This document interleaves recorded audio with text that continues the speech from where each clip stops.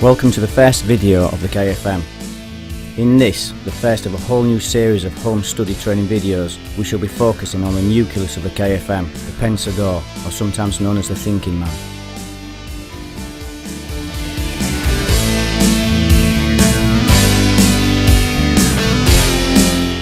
The word Kesi means from the heart, and the KFM salute is a reflection of this statement, because we believe that in the hearts of honourable men and women live the souls of warriors.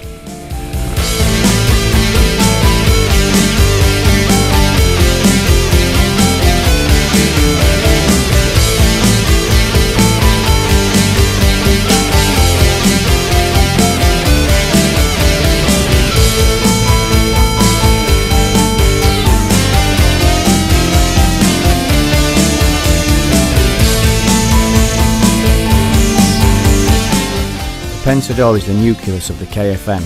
It is the place where the origin of the KFM was truly conceived. The body will only ever do what the mind tells it to. Therefore the mind is the key and the driving element. With a strong mental ability and a well-tuned physical body, the predator within will start to emerge. The Pensador was first born in the observation of the brutality. After, we need to study and analyse this radical and emotional situation.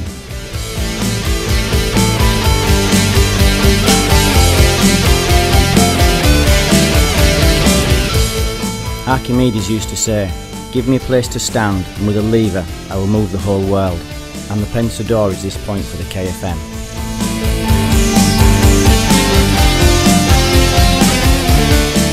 It's important to train and understand the technical work before we can cultivate the dynamics and the emotional instinct.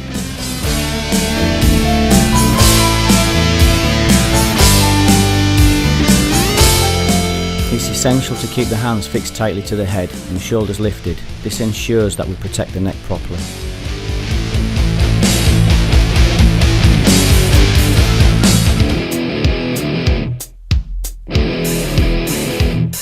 Now in this section, the focus training helps to develop the dynamics. We introduce a little pressure, thus forcing the predator to act more instinctively, and not just repeating a set fixed technique with a one-dimensional approach.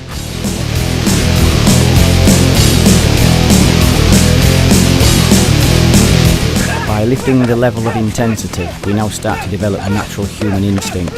This kind of training is essential if we are to absorb the essence of KFM, as KFM lives in the blood and not in the accumulation of techniques.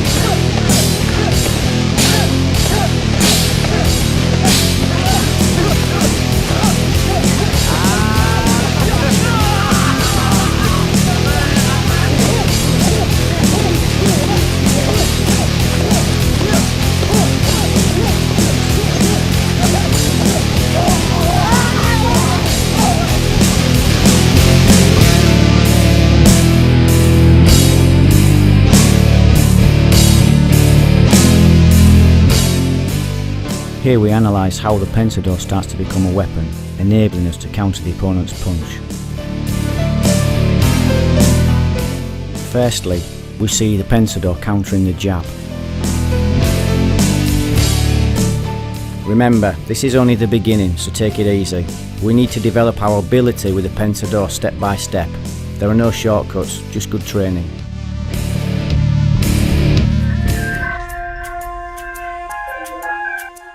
Now we see the Pensador counter the cross.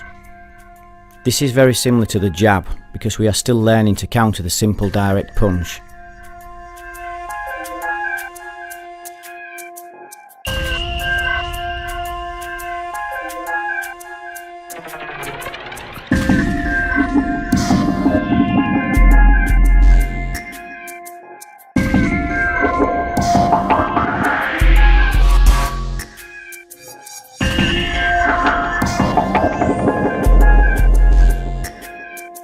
Now, with a change of angle, we see the Pensador counter the hook.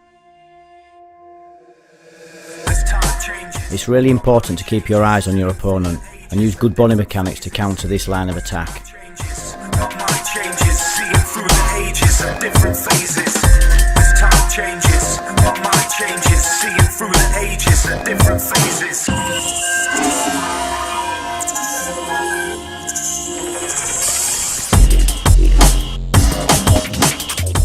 With another change of angle, we now see the Pentador counter the overhand. Remember, keep the hands fixed tight to the head and brace the shoulders. This is essential in order to support the neck correctly.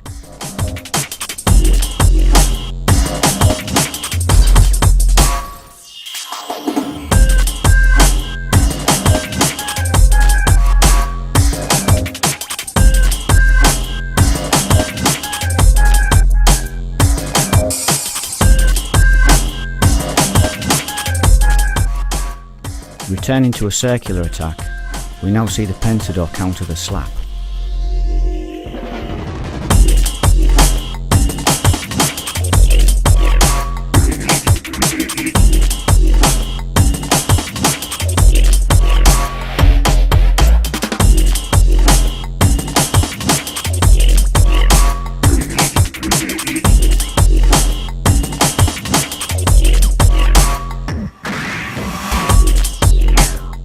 The last change of angle sees the Pentador counter the uppercut. The close range uppercut is a short tight angle, so take care in the beginning. Once we've spent a little time developing this angle, you'll start to feel a little more comfortable. Good body mechanics combined with flexing the legs is extremely important in our quest to develop this particular area of work.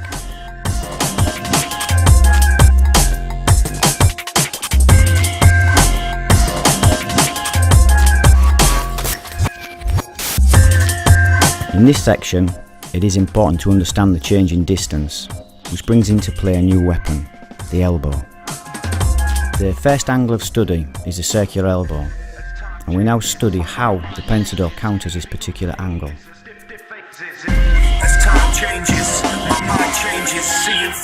Changing the angle, we study how the Pentador reacts to the descending elbow.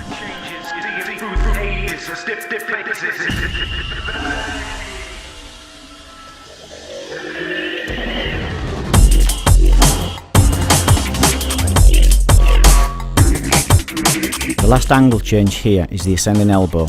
Again, we need to study and analyse this work in order to catch the functionality.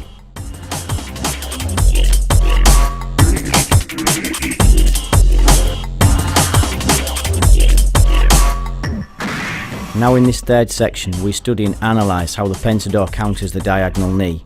Clearly this work provokes many questions, but that's the whole idea. We need to explore and investigate all the possibilities and develop the functionality.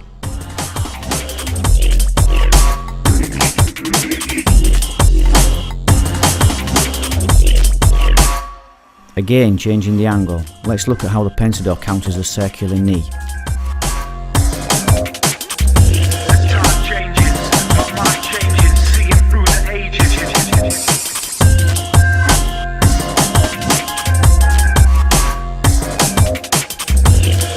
Now moving on to the fourth section, we look at a different weapon and a different distance. Let's analyse how the Pentador counters the kick. Here we see the Pentador counter the circular kick. Lastly, in this section, let's take a look at the front kick. Let's study how the Pentador counters the direct kick.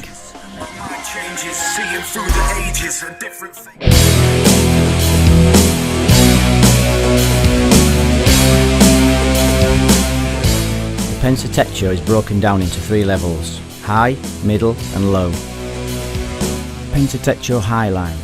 Here we start to train with two opponents. This is very important because we now enter into the next step within KFM. It's extremely important to remember that we never fight with just one person. This is something that we must have very clear in our minds.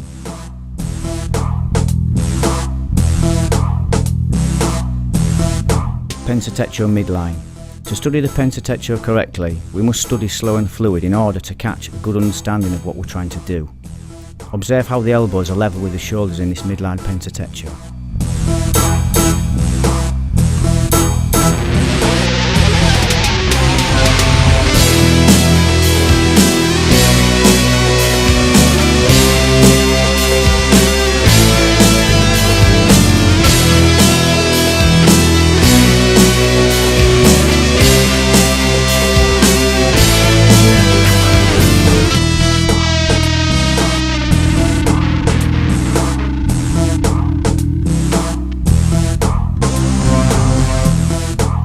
Low-line pentatecture. In the low-line pentatecture, it's very important that we flex the body and the legs. Now in the low line, the elbows are close to the hips.